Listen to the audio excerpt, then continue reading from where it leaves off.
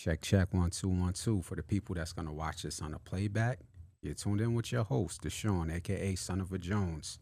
One half of this platform, Envy Online, where we like to curate hip hop and discuss music, sports, and so forth. Today I got a special guest. I appreciate you taking time out of your day. I'm talking with James. I'm gonna get your last name correct. Nietzsche. Is it Correct. pronounced Nietzsche? Correct. Yeah. And I say that because I interviewed a company that had their own shoe brand, spelled the last name of your name, but they pronunciate it different. So I wanted hmm to make sure I got the pronunciation correct. James, aka Duck Down James. James, how's your day going so far? I'm doing great, man. Just coming off of we're like on off the heels of the Duck Down 30 show last weekend in New York, and feedback has been great. All the photos and videos that we're getting and compiling, including your own. Hmm. Just combing through those, and also, I'm busy with the day to day, and looking forward to some new projects we have going on. But yeah, that 30th was something special, and yeah, it's just we're still buzzing over it. Yeah. Before I get in too deep into the interview, there's a picture that you posted or the Duck Down page posted where you're drenched in sweat, and it was like Yeah. the end of the event, man. It was just that picture expressed the culmination of probably what you went through for that entire day. Can you explain how you felt when that picture was taken when the day I was felt over? I felt great, and that photo of me in front of the Step and Repeat banner was literally the final moment before I walked out of the door at Lincoln Center. Um, that photo was taken by Drew's wife, Natalie. Shout out to Nat. She's a sweetheart, but she's like, James, I gotta get you. I gotta get the one pick, at the end, and she did, and I'm really grateful for that because it does. It really, I'm proud of what I do, and a lot of times it's like a thankless job, Hmm. so just in some ways, and I'm not bitter. That uh, you know doesn't have rent in my head, but it is nice to have those moments like that where you can just look at it, and I'll remember that. I'll remember that moment. I'll remember that show. We've done so many like incredible shows over the years, and that one is one for the books. Like really incredible how we all were able to put it together. Yeah, and we're gonna touch on that, but I have to say something before. hmm As a fan of hip hop, I gotta just say to you and to everybody involved on that side, thank you. Because as we were standing in line, here's the things that people don't see. Yeah. As me, as a fan, standing in line with other people who are a little bit older than me, because I'm in my late 30s, and hmm I'm standing in line with cats in their 40s and 50s. hmm Everybody's grinning from ear to ear. Here's the little nuance things, and they're like replaying their childhood per se, just anticipating getting into the door. That event hmm was a culmination of hip hop for 30 years. And for us hmm as fans, that was something amazing, man. I'm hearing guys like, Yeah. yeah, when I was in high school, we was listening to this, and when I was in college, we were doing this. And just to see that event play out with no incident. Nobody was fighting. There was Right. no, it was We had all, only one incident. There was somebody I think drank too much and they fell over and the hmm ambulance had to get called. And that was it. Other than that, yeah, without incident. We had over 3,600 people fill that venue, and there was still a line around the entire block yeah, it of was Lincoln people that couldn't Center, get in. and they were tailgating like it was like a block party out there, and cops weren't bothering them. It was cool. Everybody was having a great time. Yeah, it was awesome. It was awesome. So I want to get into a little bit of your upbringing because I like talking to people who are from the same type of area that I'm from. Right. It's a very special area. Now, I will say before I get into this, I lived in Long Island for a long time. Went to college, grew up in Long Island as a young adult, hmm but I proudly rep upstate New York. And when me and you connected offline, you told me where you're from. You hmm could shout out the place where you're from, man. Rochester, New York, born and raised, the Flower City. Yeah, man. I thought that was important because there was a point in time within this entertainment industry where per se it wasn't cool to say you was from the areas that we're from, Rochester, Buffalo, and Albany. And you were telling me some important history that we're going to get into in this interview about the importance of these areas and how it played a pivotal part in kind of the renaissance of the underground movement in Rochester. So I Mm-hmm. thought that was dope that you were sharing that with me offline. So Mm-hmm. growing up in Rochester, New York for your generation, how was it in that time period? Well, growing up as like a kid, I think it was like any other. You're picking up CDs, you're going to record stores, you're listening to what everybody else is listening to, and but um, if you want to talk, do you want to talk about like the scene in terms No, of just like in general, you James the person. And I don't want to. I'm not asking for baby photos. I'm just talking about in general, as a young teenager, high schooler. What was it like for you growing up in that time period? I mean, it was awesome. Rochester is a beautiful city. I'm an only child living with a single mother. If you want to talk about like where music in my life Mm-hmm. came from, I'll speak to the very first thing. I was 3 years old. My mother had a little Fisher Price record player next to my bed. Every morning she would wake me up to like a Winnie the Pooh soundtrack or like a Disney soundtrack. She loved soundtracks. And then and she would tell me like I would walk around the house and like make up my own songs and sing my own songs and stuff. And then got a little bit older and there was days where I would be in school or like I would be off from school, but my mom still had to take me to work, and she was working as a teacher, so I would be left alone in this big office space with all these people's desks. And I was a nosy kid, so I'm like digging around, looking around. I'm finding like Beastie Boys tapes and LL Cool J tapes and like Judas Priest tapes and stuff like that, and I would steal them and take them home and play them. Um, That's interesting. and got turned on to that kind of thing like very young, very young. But then all around the house growing up, there was two sides to music. There was my father who had a bunch of crates, like these big old wooden crates filled with like classic rock music, So I got well versed with all of those bands, you name it, and if we're riding around in the car, he'd listen to like oldies. So I'm listening to that kind of stuff, Motown. And then if I was in the car with my mom, it would be like Joan Baez or like folky kind of stuff, like Barry Manilow or Rod Stewart. And like I said, she loves soundtracks, so we'd be listening to like Camelot or Mm. like the old school Camelot or like Lion King or Phantom of the Opera. And then on Saturdays and Sundays at home, we had we would have like brunch together, just the three of us every Saturday and Sunday, and we would have classical music. We had like this box set of like cassettes of classical artists like Tchaikovsky and Bach and Beethoven, and I can't even remember the rest of the names, but the music was always around. And Well, you sound well. You sound well versed. yeah, and then I had older cousins that were listening to like Slayer and Metallica. They were like, I didn't have siblings, but they were like my older brothers. Cousins and And siblings, man. yeah, and same thing with them. They had like Metallica tapes and Slayer and Sabotage and Megadeth, and I would steal their tapes and take them home and listen to them. And I fell in love with that stuff. Um, and then getting into my teens, picked up a guitar. I got a bass guitar first, which I still play to this day. I have two of them in my room, in the other room, that I just jam around on. But got into that, started a little band, and Hold I up. had We got to slow down.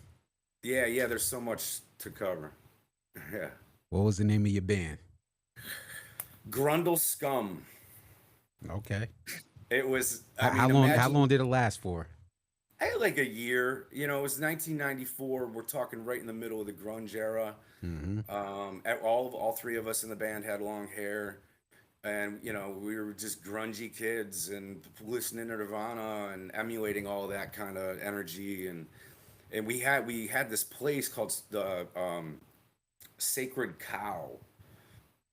I think that was the name of it, and it was in Canandaigua, New York. And it was a coffee house, but on Fridays they would let like us, and we had some like homie bands around the area to like play. Like 15 years old, and we're you know crowd surfing in this cafe, on a Friday night, and just getting to like cut loose and play this music.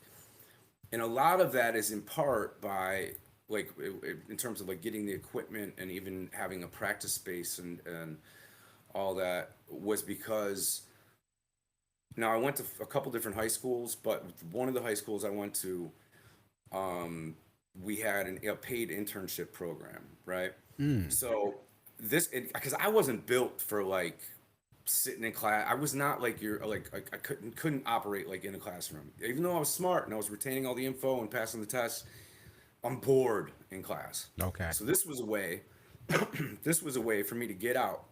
Monday, Wednesday, and Friday of every week, I would be out in the field for a semester of school, right? So, well, first semester, I worked at GFI Recording Studios out in Webster. Tony Gross Jr. That's Mm. his studio out there. I worked as an intern for 6 months. Got paid like whatever $4.10 an hour or whatever it was back in the day. And I didn't have to be in class. And I'm working with bands in real time and like, getting to mix albums and things on 2-inch reel-to-reel tape. And then the next semester, I was at a record store and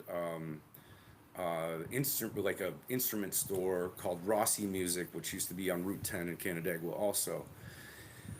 And so there, you're Now, are getting these to understand places are these places close to a town called Lyons, New York?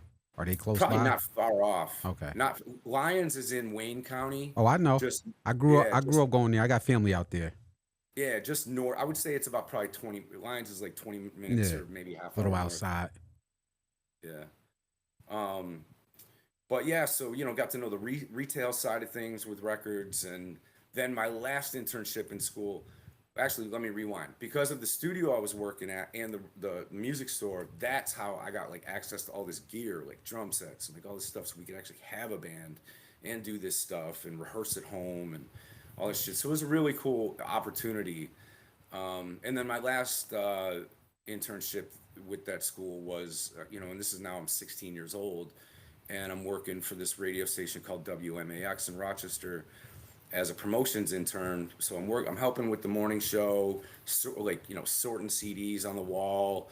If we would have like a lot of remote events, like for the morning show, we'd show up and bring donuts places, and then report live from whatever. And I'd wear like a mascot costume, very similar to like our Duck Down Man costume, for like different events. So that's where music professionally started to really take my interest. And one thing that I always enjoyed, and I ended up working for a radio station later in 2002 called WZNE in Rochester, which still exists to this day. I was there doing like ad stuff and working in the promotions department.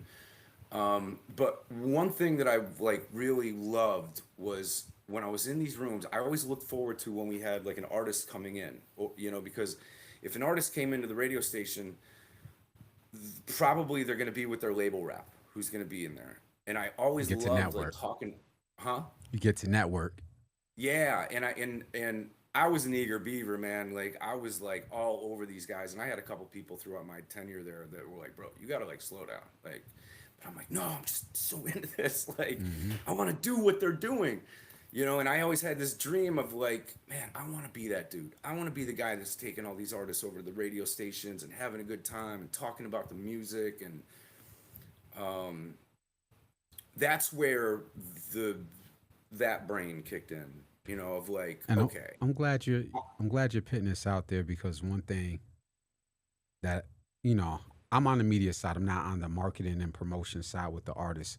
But growing up in upstate New York, and like I said, I got family from Albany all the way out to Buffalo. hmm We constantly hear for our regions that there was no outlet. And I get it. There might not be an outlet similar to New York City. I totally get it.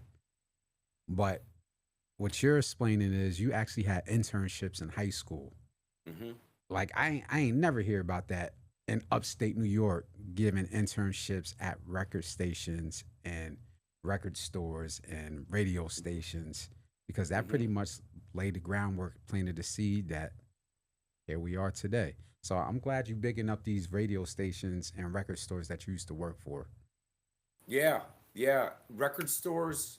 See now for Rochester, and this is a great thing for the comments. Like people are good. I think if this is shared with people in the Rochester area, definitely get in the comments on this. But living in Rochester was a very privileged place for music. We had Hold great up, radio. hold up. Yeah. That might be a little controversial. Okay. It's a privilege. You got to break that down. Because there are so many markets across the country where radio stations were not playing the music that we were hearing in upstate New York by way of radio stations like WBER 90.5 FM. Shout out to Joey Justo over there, Susie Q, Alex Ing at the Lecture Bank, Mark Bowman, all those guys at BER. That radio station is responsible for, I think, probably a lot of people's interest in music. It was one of the best alternative radio stations, and that's what I mean by that is like we're lucky to have that. And then we had, because it's such a college city, right? Mm-hmm. There, we've got the U of R, we've got RIT, Mm-hmm. St. John Fisher University, and a few other schools. Eastman School of Music, which is one of the like most like acclaimed music schools in the entire world. So we have all these things, and each one of those outlets has their own little radio station, so you can tune into all these different things. And you had guys like DJ Chris G, who I believe was at ITR, but I'm not, I can't remember exactly. But he's still around to this day. If you go to Instagram, he still runs radio in Rochester. He was the OG of presenting a lot of the hip hop music, the underground stuff. And at the time, it may not have necessarily been local, but it was the underground shit that you weren't hearing other places, and you were hearing it first with him. Um, and that's how, in radio stations like that. Another thing about Rochester is it's a big test market, right? Because of all the college population. So when there's like a new, like a new food chain like Applebee's or something, they'll put one in Rochester someplace. It's a If whole there's a new corridor movie, right there. what's that? It's like a whole corridor right there. Like you said, Yeah, a test market, all the college towns. So yeah, that's a good idea. and it went that same way for film. Like we would get movies first, and then it also came from music. We would get, and because by way of WBER again, and just the market that it is, we were the first to get anything like Far Side, 311, Korn, Limp Bizkit, Incubus, Marilyn Manson. Like the list goes, it's endless. The amount of artists, and every Friday at WBER, they would give away tickets on the morning show. And me and my boys, while we were in high school, we would all three of us would go to the payphone, three different payphones, and just start calling. And we would always, one of us always won the tickets for the show that going on that weekend. So that's how we would go and just, you know, and see the shows we wanted to see very early on. And I was always the guy that was like, I could find a way backstage. I Mm-hmm. knew how to like find a way if I wanted to meet people. I don't want to hound anybody, but I was like, back then, you didn't have social media and stuff. So like sometimes you're like, are these people even real? Yeah. I want to go like back and like touch this person, like And you just shake a talking about hand. prior to 2005, before YouTube. So yeah. Yeah, and this is and right now I'm talking about like 1995, Oh yeah. 1994. Yeah. Yeah, Um, so that's where a lot of the music interest. That was the birth of things. Hmm. So that's dope. Um, what artist growing up, and it doesn't have to be mainstream, it could be something local. What artist did it for you that really sucked you in even more to what you were doing and said, all right, I already wanted to do that before because of the internships, but this artist or this group really inspired me. Uh I would say next steps in terms of my relationship with hip hop and the We can love go there. there. Yeah. Um, that's I think stems from 1999. I lived in Springfield, Missouri, and I worked part time at this nightclub called Ezar's Club Millennium, and the house DJ, it was like this three-floor club, and up at the top floor was the dance floor, Mm-hmm. and there was the DJ who was the house DJ, resident DJ there was this dude DJ P of the Rocksteady crew. Mm. And he was at the time he was like known for like MTV tours, and like stuff like that. But he was getting around, and but he was the house DJ, and he was also I think like a DMC winner at that point. Mm-hmm. So he was somebody. But I didn't, I'm just working at the club, but I was fascinated with what he was doing, and I was my job to one of my jobs to like cater to the DJ booth and make sure that he gets what he wants through the night and yada yada. And so I took that opportunity to like hang and just like watch what he was doing and just study him, like, wow, what he was doing with the turntables. And this dude was very unique. In 1998, he put out the Out of Control mixtape, and that was the first time I was hearing like Tom Petty and Beastie Boys mashed up together, or uh, uh, Rush and Run DMC, like these really like rock and hip hop mashups that I just thought were fascinating. Because coming from where I was coming from, I was a rock guy, but I loved hip hop too. Mm-hmm. I loved Run DMC. I loved pretty much everything Def Jam growing up, Public Enemy, um, LL Cool J, Beastie Boys, all that stuff. So I'm watching this dude, and every month he had this guest come in, and his name was Zach, and he was from Phoenix, Arizona. Zach from Phoenix, Arizona is DJ Z Trip, and he was coming into the club every month. This is back in 1999. I had no clue who this dude was, but this was the first time I saw a DJ in the house, and he was like rocking the party, like cutting the music and like yelling at the crowd, like, "All right, y'all, how many of y'all came here to fuck?" you know, and just getting like wild with it. Plus, they had this other shared mixtape called Uneasy Listening where they were doing a lot of those mashups, and I was just fucking like fascinated with these guys. So, moved back to Rochester. I pick up a set of turntables, this Gemini belt-driven turntables where I had to put the nickel I on the got a quarter needle. on mine, on my vinyl Yeah, player. yeah, and got to practicing and ended up starting doing like house parties, which led to some club spots and stuff like that. And that's where like hip hop. It's dope because I asked that question to a lot of people, Hmm. and they all give me artists. And one thing on this platform that we did, even before we had a podcast, when we were doing digital magazines, we Hmm. always gave respect to the DJ. So Hmm. it's dope that you shouted out a DJ because it seems like sometimes, especially for this generation, the majority of them all are overlooked because now it's about the rapper, and I get it.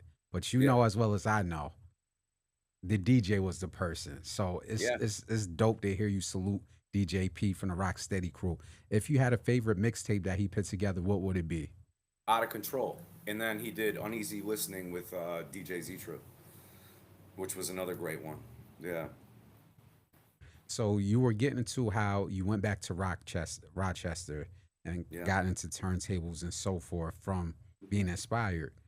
Hmm. So now we're getting into kind of more of you seeing the underground hip hop scene because now you're being influenced by what you saw. Hmm. So would, are we in early 2000s yet, or are we still in the late 90s? We're going into 2001 right there. Okay.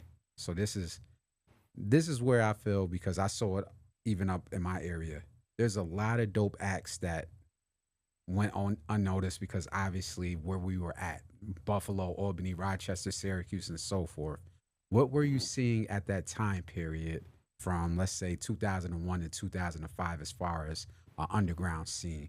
Because Nothing. people might want to know, was did you see a special at that time, or even notice or heard of a name about special at that time? Let me get to out. So I'll give you try to do the short of the long for 2001 through 2005. 2001 or 2002, I was working for WZNE in the Mm-hmm. promotions department. Met a band that was from Pittsburgh, was living in Rochester. They ended up giving me a proposal. They wanted me to manage them and be there and handle all their touring for the foreseeable future. They wanted to cross the country, so I did that. I booked that. We did that. Toured with them for I was with them for a couple of years, and then the band broke, just Typical band dissolved. stuff. Mm.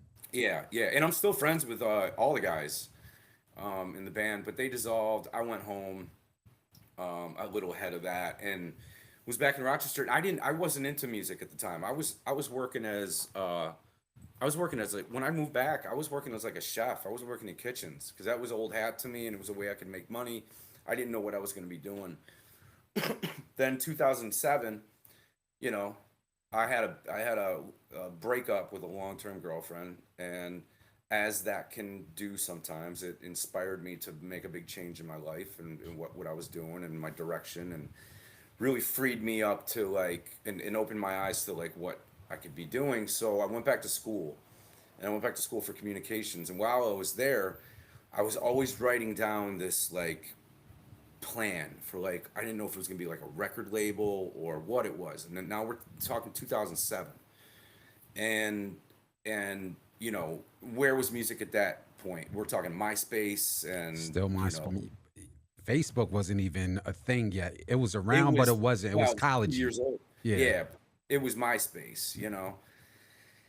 And I just had this thought based on my experience and based on the things I was doing, I had done in the past, and like what excites me. I thought like I just filled up this whole notebook with all these thoughts. I would go to the bar, and I would just sit at the end of the bar. I wouldn't party or anything, but I would just I would just be making notes, and came up with this thing, and didn't know what it was going to be. And at that same time, while I was going back to school, I had a part time job at this salon. It's the biggest hair salon in Rochester and Pittsburgh. It's called Sheer Ego, and I worked in the front. So when you came through the doors of this place, I'm the guy who's taking appointments, you know, greeting you, running around just doing odd shit.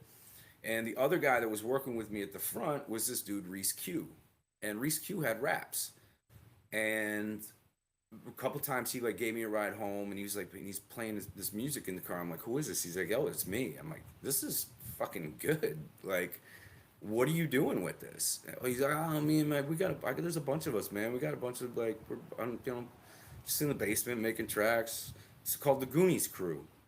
So I was like, oh, I'm gonna meet these kids, and there was a bunch of kids that were making this dope hip hop music, heavy sample based, but like really cool, unique stuff, and they didn't know what they were doing with it. And they were honestly a lot of them, because they were about 8 years at least younger than me.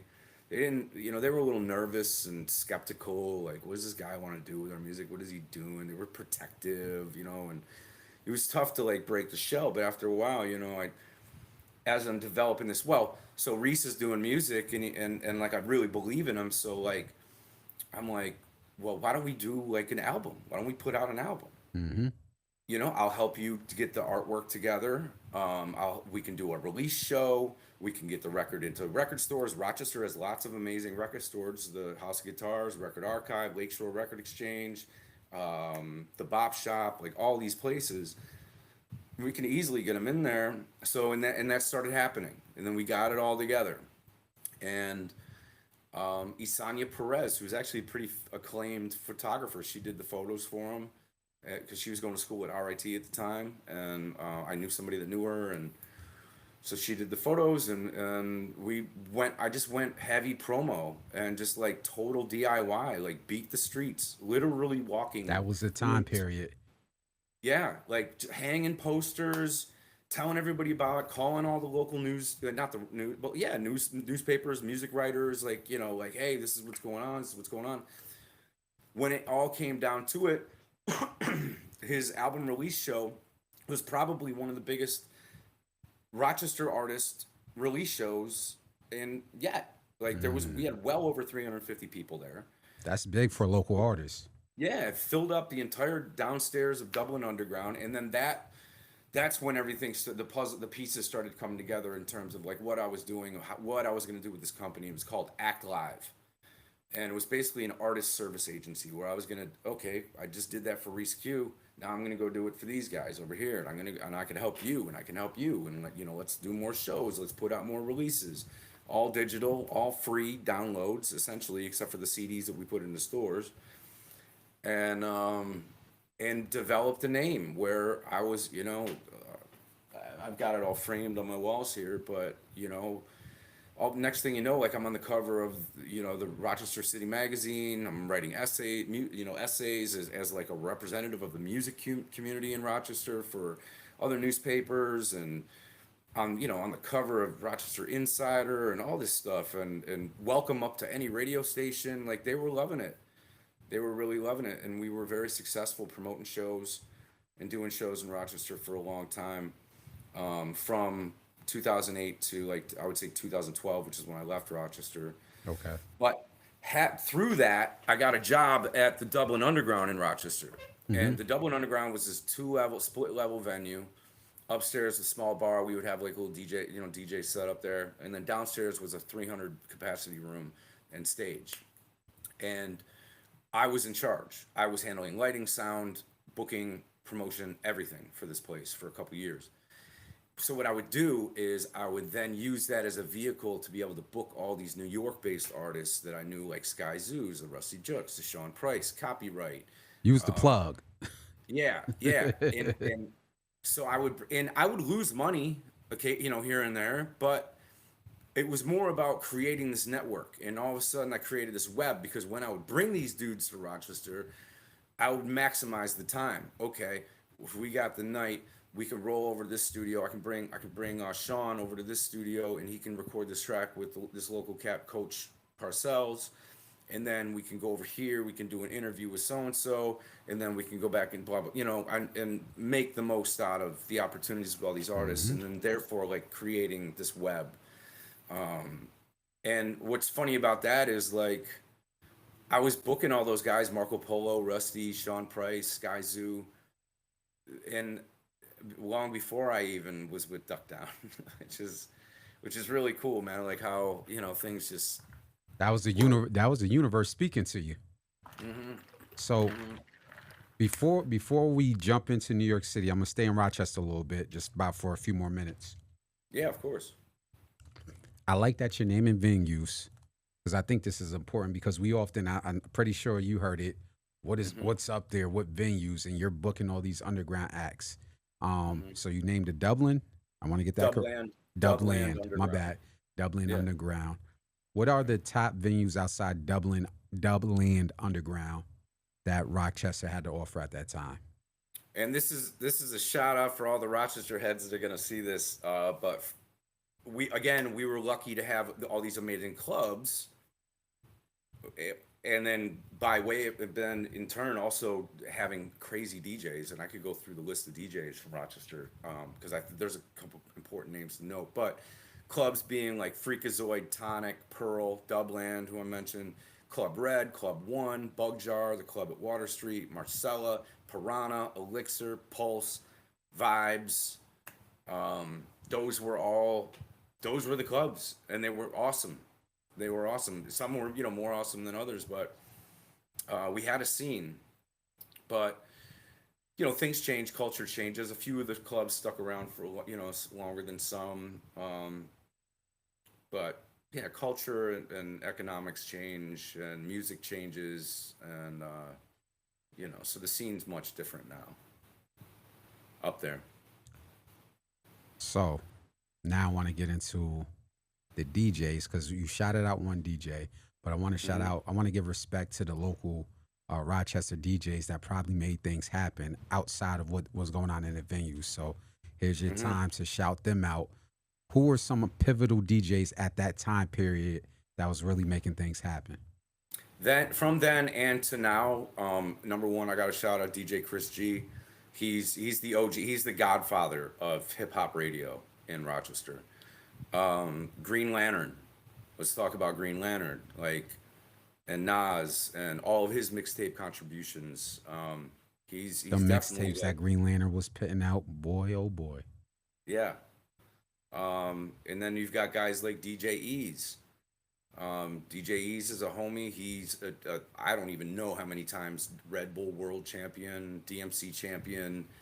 And fun little fact about DJ Ease, and I say this because I know he appreciates it, and he thanks me every year for this. But he became the DJ for Young Ma, and how that happened was only back in, I don't know, it was at least 5 years ago.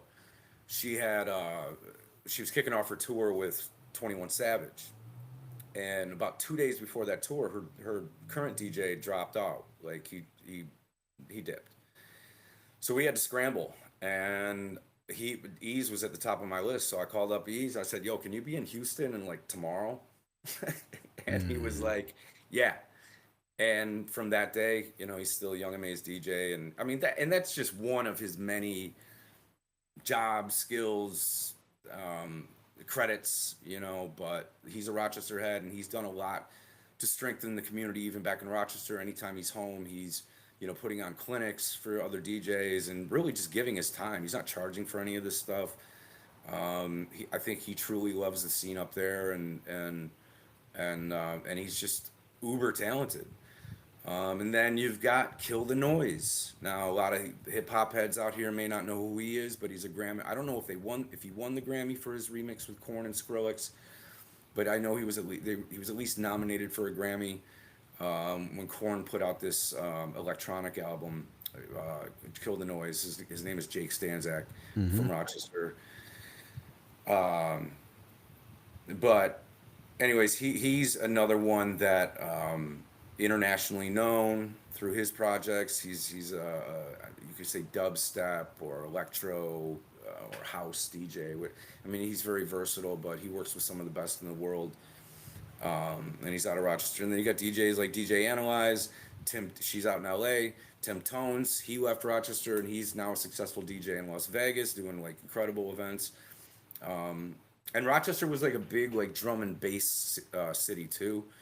It was kind of like a dark city, in that kind of space, in that kind of sense. So and that I think inspired a lot of the music. That's where we got guys like Kill the Noise, making that really dark, heavy drum and bass, dubsteppy stuff, and then groups like Sin and Kos.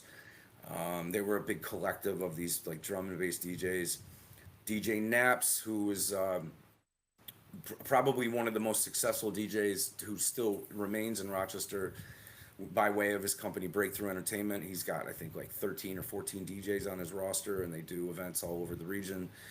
And then other DJs like DJ Bizarre, who was like an incredibly talented turntablist. Rest in peace. We lost him in 2012, I think. Mm-hmm. And then let's just shout out Silly Cuddy, Fresh Fingers, and of course Codes, who also made a name for himself in the electro world. So that's my DJs. Respect to the DJ, man. Yeah. Respect. So, moving to the next portion of the interview. Yeah. We were talking offline, and you talked about the transition of you transitioning for what you were doing in Rochester, New York, to eventually moving to New York City.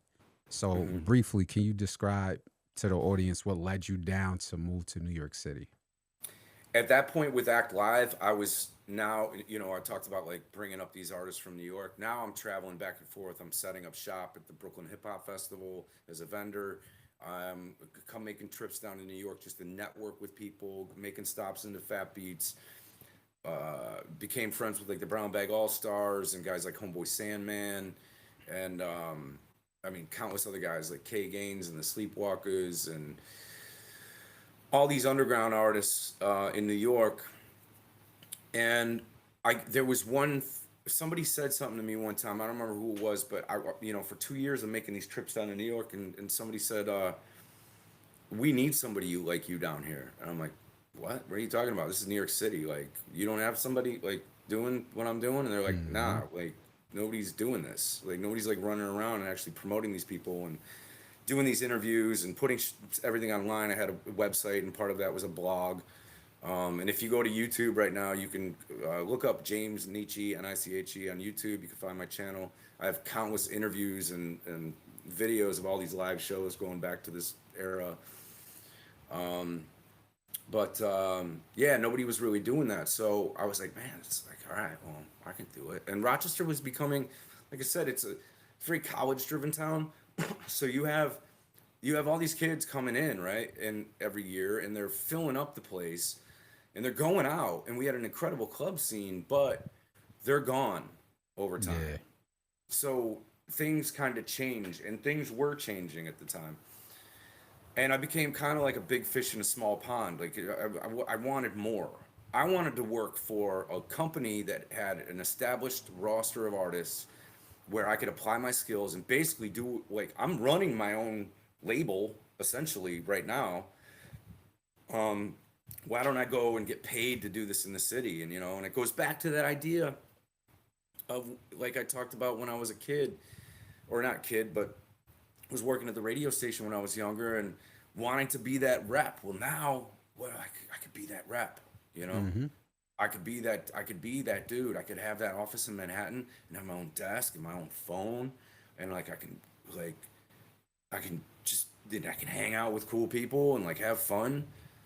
And I saw that as a real possibility. So we get to 2012 and I had hit up, so this guy, Matt, he worked, Blackley, he worked like doing social media for Duck Down at the time. And I really didn't know much about Duck Down Records, to be honest with you. I really didn't. I couldn't have picked Buckshot out of a crowd. I really didn't know. I Salute to knew Buckshot, Sean. BDI.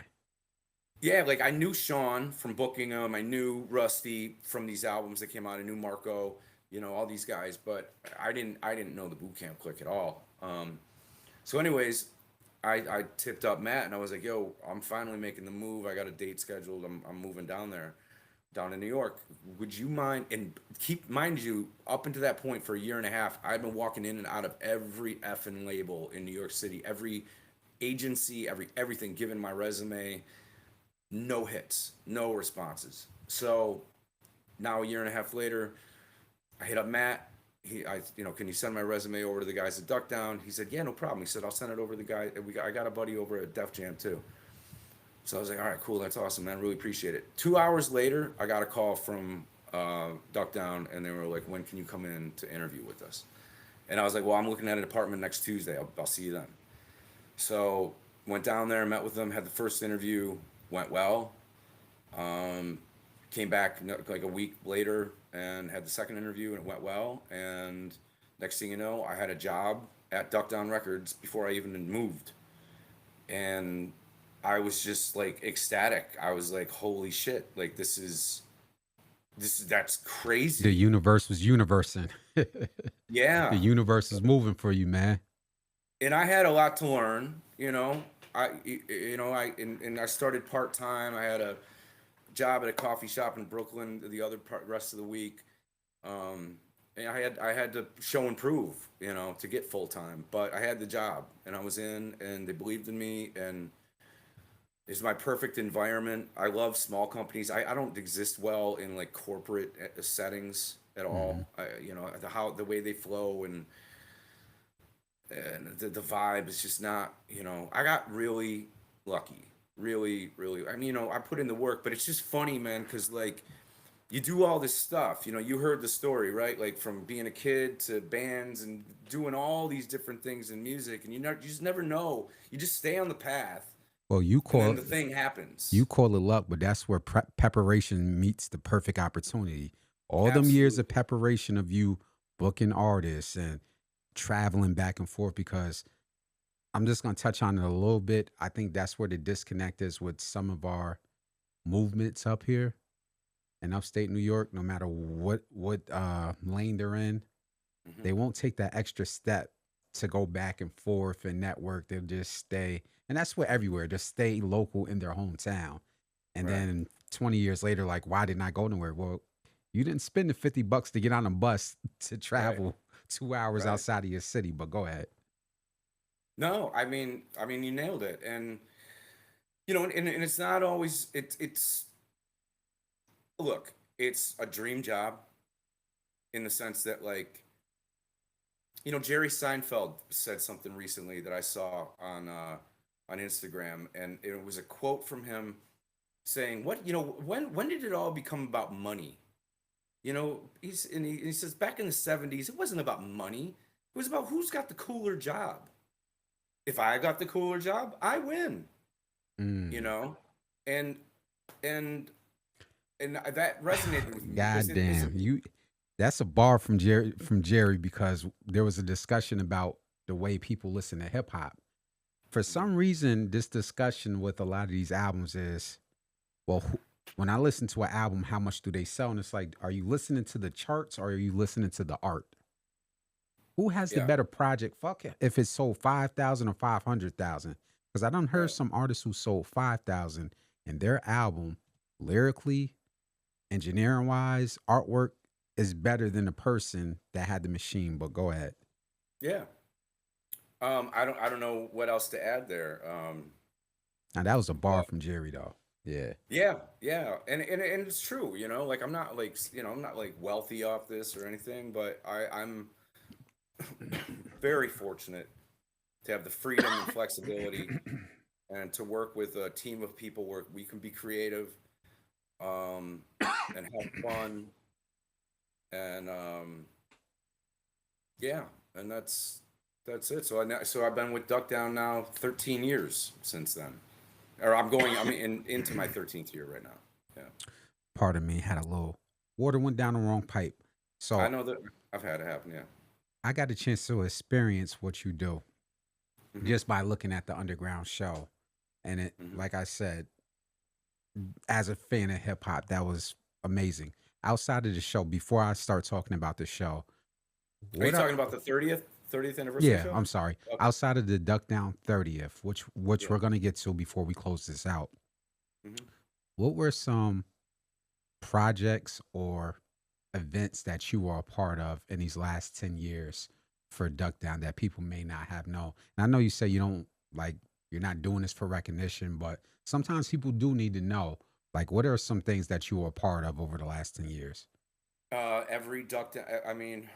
Now, 13 years in, every Duck Down event, anything with the Duck Down. If the Duck Down logo is on the flyer and we're hosting it, I'm running the show. Now, in terms of like the 30th anniversary show, that's really me and Drew. So Drew is the Can guy you who's booked. real quick? I'm sorry. Yeah, I don't mean to keep cutting you off. yeah. And I done said this to you offline and even some other people. I don't think Duck Down gets enough recognition because when we talk hip hop, a lot of people like kind of gloss over it. That's why like I've been heavily talking about Duck Down this year. Hmm. Um, when you say Drew, I think it's important to let people know real quick who Drew High is. Now, obviously, me and you know who Drew High is in hip hop, but he's a humble person. He didn't even want to get on the stage by the looks of it. Like he wanted to stay behind the scenes at the 30th. So if you could shout him out real quick. Yeah, Drew is a humble guy. I mean, he even I made a post on Duck Down that had a couple nice pictures of him and Buck and his brother Noah, who's our general manager. And then like 5 minutes later, I noticed they were deleted, which means Drew deleted them. And Yeah. so I texted him. I'm like, "Why'd you delete those?" He's like, "Man," he's like, "I don't need to be on the front." I'm like, "Yeah, but people want to see you." But anyways, Drew Ha, Andrew Friedman is the co-founder of Duck Down Music with Buckshot originally. He's my boss. He's one of my two bosses. So that's him and his younger brother Noah, who's our general manager. And we've definitely grown a lot closer over the course of my tenure with Duck Down, and I really appreciate and value my relationship with him. He's a great guy to learn from. And to give you like a sense of like his role, like a metaphor for his role. So like let's talk about the Duck Down 30. So he's gonna be back here doing all the booking, talking to all the guys, hitting up KRS, hitting up everyone, like, hey, who wants to be a part of this? Who's available? Yada yada. He handles that. He gets that together. Now I'm working on everything else, all the production, and Drew's also handling, getting like acquiring, sponsorship partners and things like that. But I'm handling all the marketing, every aspect of production, from stage plots to every little detail you could think of, all the hospitality down to the how many towels we're gonna have backstage, like Can I all those little real details. quick? Yeah, And this just popped in my head. yeah. And maybe it's none of my business to ask this question, but you talked about sponsorships and Hmm. so one thing that I noticed, and I'll talk about this on a podcast later. One thing that I noticed is that everybody was wearing a specific item. Do you know what that specific item that they were wearing? At the show. The artists. A lot of artists that I noticed, Uh-huh. or at least half of them, were wearing Timberland boots. Oh yes, So yes. that's like the dress How can code I and the forget that show? culture from Brooklyn from that time Yeah, period. yeah. So maybe I'm off base, or maybe I'm like envisioning something. One of the hardest working record labels, which is Duck Down for 30 years. Hmm. has always been supporting the Timberland brand. Have you guys ever tried to do business with them sponsorship wise? Yeah, we have, and we're definitely we have their ear. We've never come to an That agreement has on to. anything. I want to see that crossover. Actually, I'm sorry. There was a moment in time back, I think, early 2000s where they this is before my time with Duck Hmm. Down. I think where they did have a couple partnerships or campaigns that they did together. But yeah, I mean, we're in the same boat, man. Like we're on the same page. We Timberland, would love to make that happen. Timberland, you see this, man. Y'all got to get with Duck Down, the hardest working Yeah. shoe with the hardest working record label. But that's just pie in the sky, man. Back to the role, real quick. Not real quick. I'm sorry. Well, Drew, I just let me just cap that off Yeah. about Drew. What I mean by the metaphor of like how he operates is like, so all I'm handling all the details. I'm handling all the stage management, doing all that stuff on day of, loading in, hiring a Duck Down man, doing all this stuff, running everybody around, making sure hospitality's taken care of. Drew needs to just step in, and what he did was create the run of show for everything, how it was going to operate, and he's the guy on the sideline that's coaching the team. You Mhm. know, we need to speed up. We need to do this. Like literally hand signals to guys on stage about how we need to move. And to Drew's credit, that particular show went perfectly to a T. We had to be off stage by 9:55, and we met it on that minute mark. And that's because of his vision and the way he's able to conduct, and he really is like a coach, and always has been for the boot camp click. Um, and How so who would you that's compare him to in the sports if you gave an analogy as a coach? Ooh, man.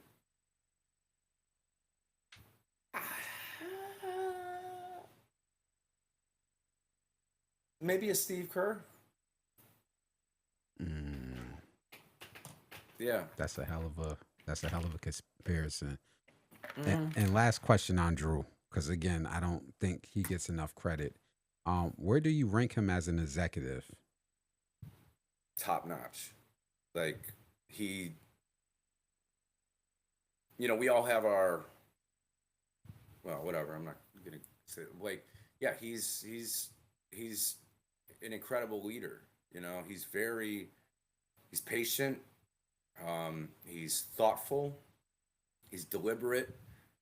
And he has the mind. He knows the business, and he's rare in the industry. There aren't a lot of Drews out there, and even how he operates the company in terms of like, you know, we call it a cliche. It's a cliche out there, like, oh, fam, or we're family. At the end of the day, it is a job, right?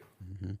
Like, I don't think we all pretend that like we're some family, but I think we all do genuinely care about each other, and it's a small unit, and we're just able to like really make cool things happen. I can reach out to him about anything, talk to him about anything. We joke, we get through hot moments and get it done, and I couldn't ask for a better boss. I mean, I have no idea. I don't know where this job's gonna go.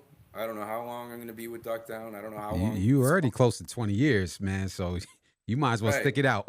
Yeah. Um, but I can't imagine what else I would do because I do I love doing what I do with this company. Um, um, can I interject? So you said of you course. weren't too familiar with some of the artists, but you've been around for 13 years. So you Yeah. done got familiar with the artists, the projects. If you Hmm. can, and you don't have to narrow it down to one, if you can name a few, what are some of your favorite projects that you've been a part of that you saw album wise? Um, I would say I'm blessed to have my name. If you were to pick up all the vinyl records that I've worked, I've got my name, which is another little dream thing. My name's right there. Marketing, James Nitchie. Mm. On the back of the vinyl jacket and stuff like that means a lot to me. And I have all those records here behind me. How Um, many? How many of your name? How many of your names is on? Everything that we released since 2013, since Smith and Wesson's Born and Raised, everything that we've done, and I've done even the cover art for a lot of albums. You on this? And on Infinity, I think we were only credited as marketing by Duck Down, if I'm not mistaken.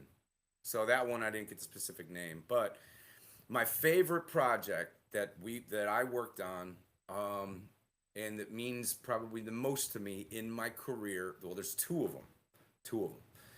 Number one is Joey Badass's Before the Money album, which was his debut album. Came out January 20th, 2015. That album was very special because at the time we were working we were consulting for Johnny Shipes and Cinematic Records at the time, right? So we were a part of everything that was going on over there. You wouldn't have seen that on the Duck Down side because it had nothing to do with the Duck Down brand. Excuse me. That being said, we're getting ready to release Joey Badass's debut album, and I went over to Static Selector's house one night because they were doing all the mixing for the album over there. This dude Nasty, who's one of the engineers on the album, and Static. And when I got over to Statics, they like were literally just putting on the last touches on Joey's album, and everybody's there and they're about to pop champagne and stuff. And Static looks over to Joey and he's like, "Yo," he's like, "You want to do that radio skit?" And I heard that and I was like, "Yo, can I do it?" And Static was like, "Yeah, go for it. Get in the booth." So I hopped in the booth, did it in two takes because on the first take I cursed. Static's like, "Do it again, but don't curse." I was like, "All right." So I got on there and I'm like, I don't remember what I said, but you're listening to WPRO Brooklyn. I got Joey Badass in the studio right now, playing with something, something, something. But so I did this little cut, and a couple weeks later, I'm in the office. I didn't think anyone was gonna keep it. I figured Johnny Shipes was gonna hear that shit and be like, "Get that off it. What is this corny shit?"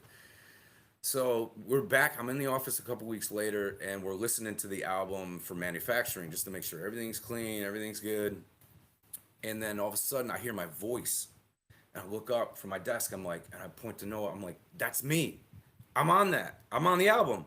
That's crazy. And yeah, and it's at the end of Big Dusty on Joey Badass's Before the Money album. I have the DJ skit at the end.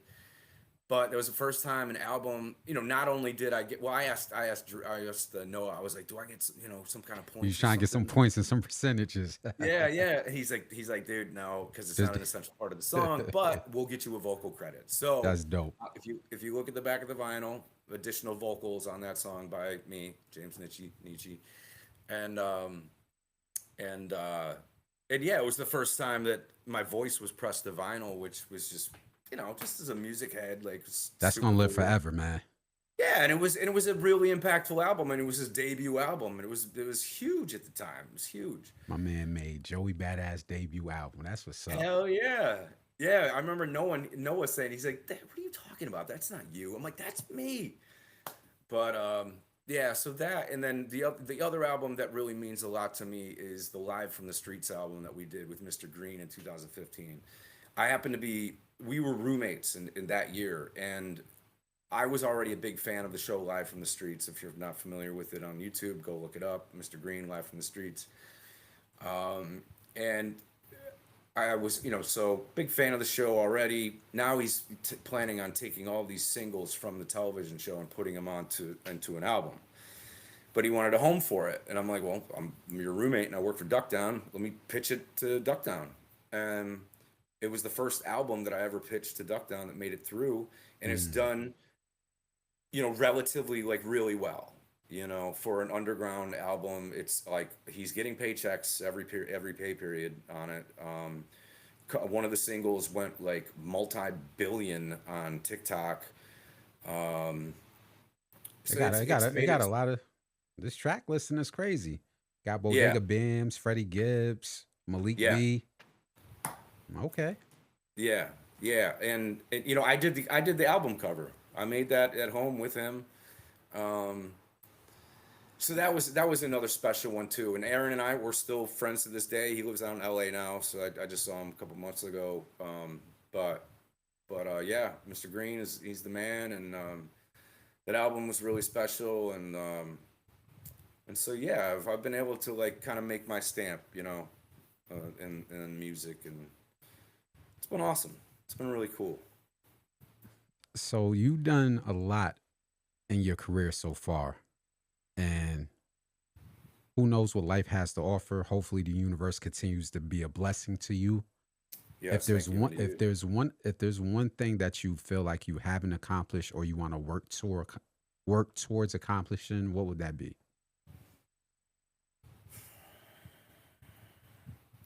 It's a back burner thing.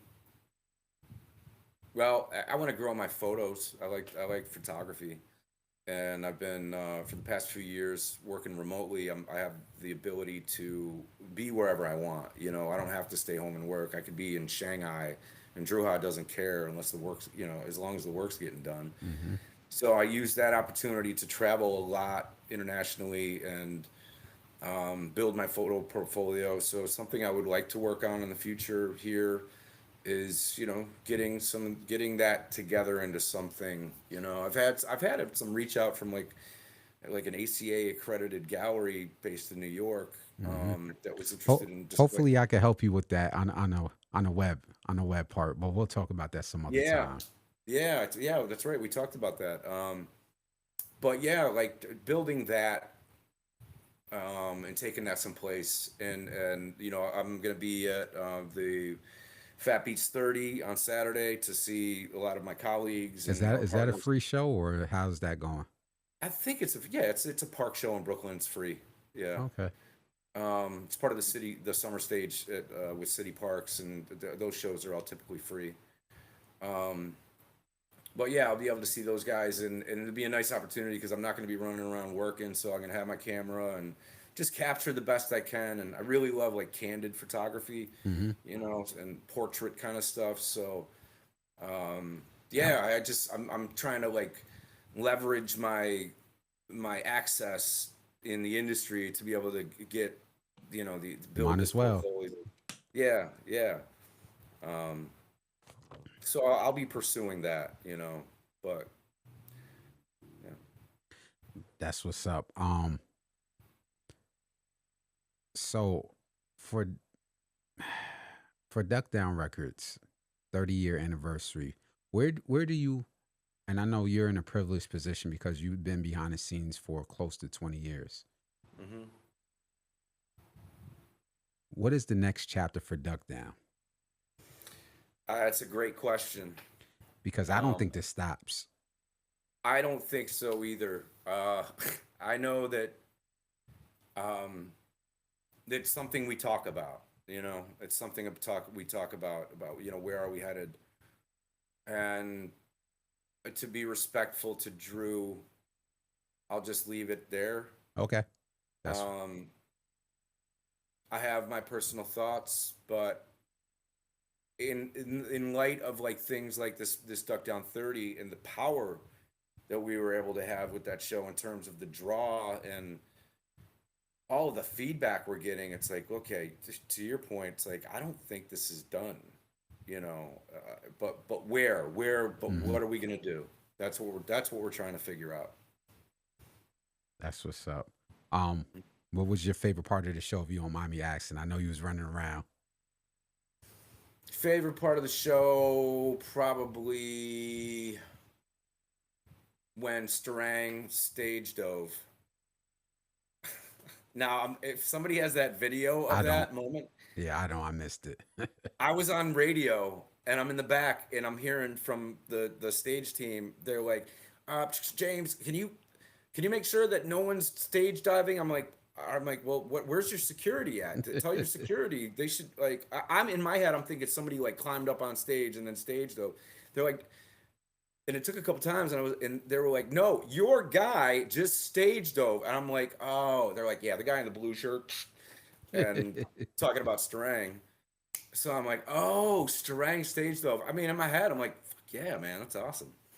But I gotta report on that. But whatever, we had a good time. We had a great time. But that was a favorite moment. And honestly, like looking back at it, the duck down man really, I He was think out there dancing, getting busy.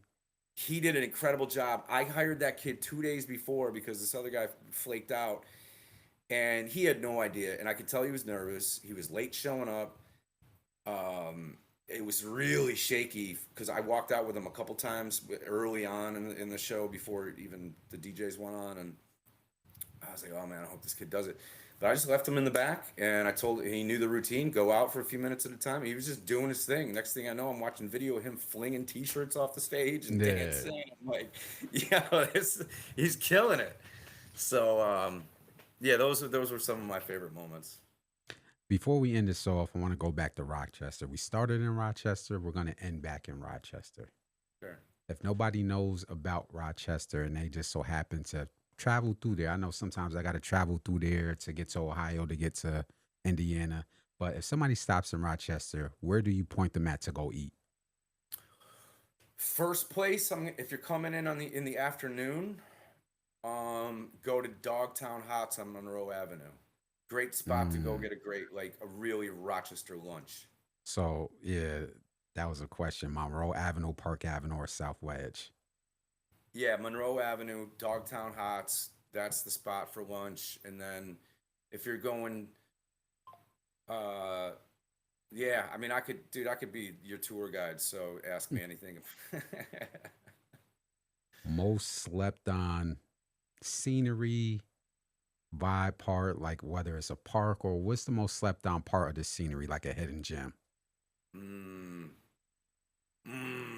slept on. Because there's some beautiful, like when I used to go out to Canandaigua, I had an aunt that lived out in Canandaigua before she passed away. I Uh-huh. had family in Lyons. I drove through Rochester. I got probably a cousin in Rochester. There's some nice scenery going Oh, out that. So if you had to name yeah. some, what would it be? Okay. A highlight place, go down to Lower Falls or High Falls in Rochester. It's the Genesee River runs right through the middle of the city. You have the High Falls, which is right downtown, which is a beautiful waterfall and park that they're building down at the foot of it.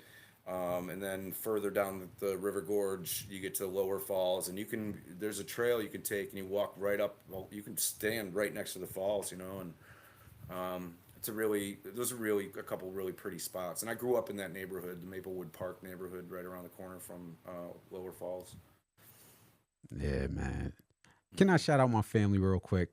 Real Sure. quick, shout out my family in Rochester. Also, rest in peace to my aunt who lived in Canandaigua before she passed. And shout out to my cousins out in the Lyons, New York area. Been growing up there since the 90s or visiting family there since the 90s, man. It's a beautiful Hmm. area. Yeah.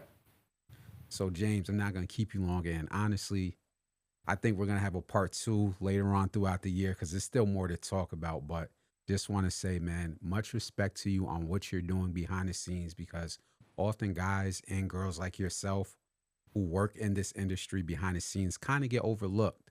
And I think it's Hmm. important to start at least amplifying the voices of people who are making things happen behind the scenes, man.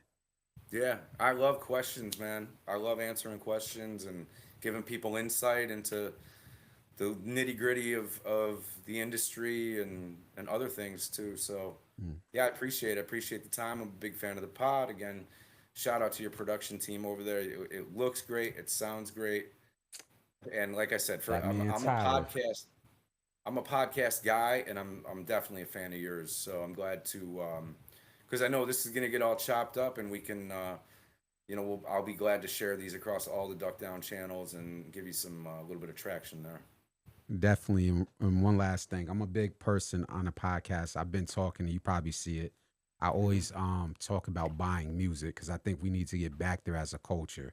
The Hmm. streaming, I understand DSPs, but the hand to hand connection when you receive a CD, a tape, or a vinyl is irreplaceable. So I always tell people on a podcast, on an interview, if you're watching this and you got an artist that you like, please support them by buying the music.